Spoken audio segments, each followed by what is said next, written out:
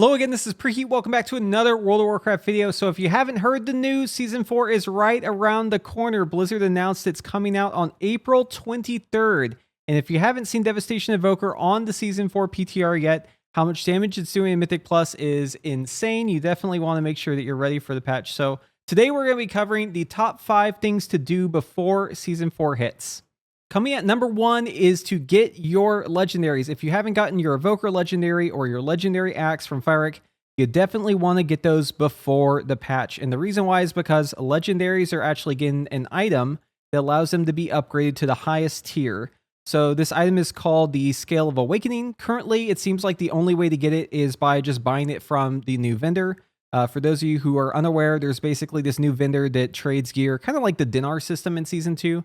Only this time around, it's called Bullion, and you're able to trade in 2 of those for the Scale of Awakening, which then takes your legendary from 457 item level or 500 on the PTR up to 504, and allows it to be upgraded all the way up to 535, which makes it by far the best legendary. So if you're playing Evoker, for instance, this legendary is actually 3.5% stronger than any other weapon you can get. So you'll definitely want to make sure that you're upgrading the legendary right away. And the best way to make sure that you're ahead of the game on this is just go and get it, right? It's a little bit frustrating to have to go and do old content, but luckily it's pretty easy to get into pugs, especially if you do that on Tuesday. So make sure you're running Aberrus, killing Sarkaret over and over again. If you're killing Fyric, hopefully you're getting the axe. And make sure you complete that quest and get it ready. That way you'll be ahead of the game there. Coming at number 2 is to go download the weak ores for the previous seasons, right? So Season 1, Season 2, Season 3, all of these have the information you're going to need to be tracking in the raids and in the dungeons, and it's all the same as what we saw before with some slight changes. But for the most part, these should be fairly up to date. Once you have your weak ores installed, so you can just go to Wago.io and download whatever packs you're looking for here. Once you have those installed, you're going to want to back up your UI. The way that you do that is just by going into your WoW folder and finding your WTF and your add-ons folder and just making a copy of them somewhere else. This is something you should do every patch, honestly. But just in case, make sure you get it done this patch, because if the patch hits, some people have reported that they've lost their UI. And the only way that can happen is if you don't back it up ahead of time, right? So just make sure that you're ahead of the game. Make sure to back up your UI. It may not work the first day because there might be updates that need to be done through whatever add-on you use to update your add-ons. But just make sure that you have it backed up. That way you can get it back if you need to.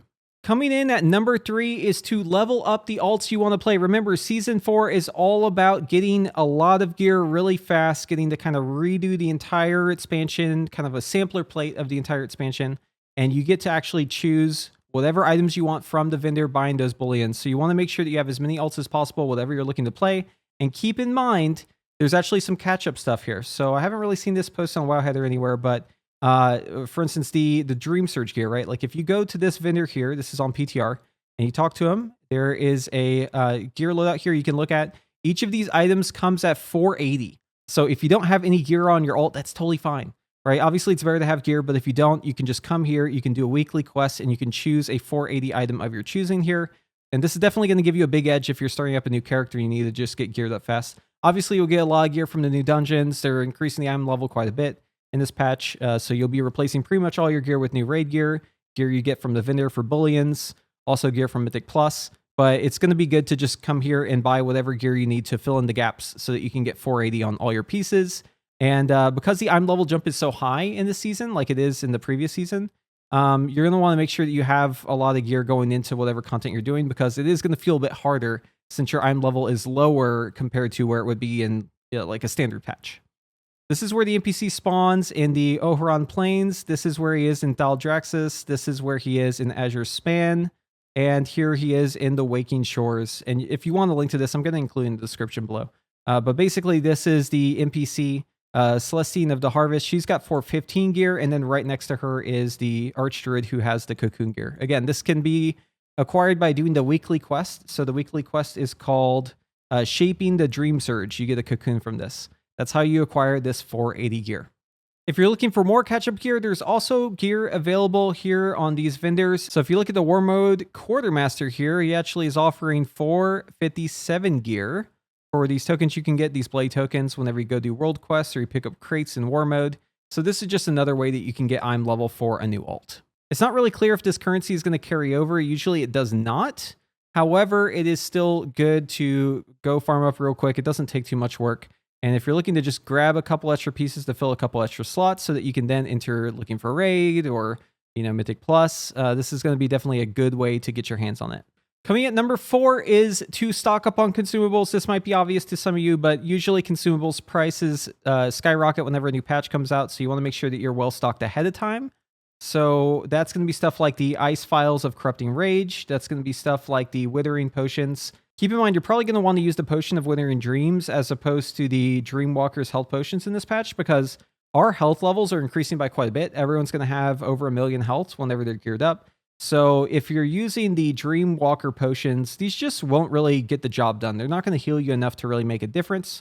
Whereas the Potions of Withering Dreams, these have the downside where they deal damage to you over 30 seconds, but that's a long time. And they're actually going to make a difference in the moment, right? 600k heal, if you have 1 million health, that's going to be like 60% of your health.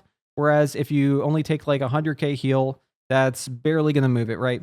So it's just much better to run these Potions of Withering Dreams. So I would definitely stock up on these, stock up on your Ice Vials of Corrupting Rage, your Vials of Tepid Versatility, and your runes as well. Usually these are pretty cheap, but it's good to just make sure that you have this stuff in the bank early on. That way you don't have to pay outrageous prices for it once the patch hits. Same goes for the Shadow Belt class. These things are actually pretty expensive right now, and I only expect these to go up in price. Although we may end up getting more of the materials from the raid to acquire them, but still, I definitely recommend getting at least a couple enchants ready and perhaps some belt class. That way, whenever you're getting new gear and you're replacing stuff in the patch, you're able to get that stuff enchanted right away. Maybe hold off on this one, though, until you have a really, really good belt. Coming at number 5 is to finish any unfinished business. So, I mean, this is pretty obvious, right? But like if you're working on title, you need to make sure you get that done soon. But there are other things that you may not have thought of. So one thing is actually Plunderstorm. I know a lot of players are kind of either they love it or they hate it when it comes to Plunderstorm. But one thing that you should definitely look into if you haven't done Plunderstorm yet, you should at least try to hit Renown 5 with the Kegleg crew. So if you hit Renown 5, it actually doesn't like tell you exactly what this does, but it says you get a new quest. What's cool about this is all you have to do is reach level 5, you get a quest, you talk to this guy, and I don't actually have the quest done on PTR, but basically you get a vendor here that allows you to trade in 15 tokens that you get for worm crests. You can also trade them in for flight stones. Right now you can get 75 worm crests, and you can get, I believe, 750 flight stones, which is pretty sick. I don't know if this is going to upgrade into Season 4. Again, I haven't tested this because I haven't Plunderstorm on PTR, but I do know that on live right now you can go and get those. So I think it might be worth it to try and get this quest turned in and see if it maybe gives you that. Either way, though, it's still nice to get these rewards. Some of them are cosmetic, but this is the one I would definitely go out of my way to get, though, because it doesn't really take much work to hit Renown 5, even if it doesn't pan out. And then also Dream Warden's 20. So Dream Warden's 20 allows you to buy the Infinite Augment Rune. This item basically will save you a bunch of gold in the long run. It's pretty expensive, though. It's like 100k to buy the thing, but it gives you this dreambound augment rune, which basically you can just use infinitely. It does have a minute cooldown, but it allows you to get that augment rune buff. And this is going to still be useful in Season 4. You definitely want to have this if you're playing a lot on a character, because it'll allow you to just always have your augment rune up, which is fantastic. And augment rune prices are pretty expensive. So yeah, this is definitely a good way to try and get a leg up. Just try to get Dream Wardens to 20 if you're close. If you're like super far off, maybe don't bother with this. Maybe just buy augment runes. But I know personally, I'm working towards it right now. I'm currently at like Dream Wardens 10 on my NA account and trying to hit 20 before the patch. That way, whenever I'm doing Mythic Plus or Raid, I can always have an augment rune up. Okay, and that's going to be it for my top 5 things to do before Season 4 drops. If you have your own tips, be sure to include those in the comments below. And if you like this video, be sure to give it a thumbs up. And if you want to see more of my content, be sure to subscribe to the channel, ring that notification bell, and hopefully I see you in the next one.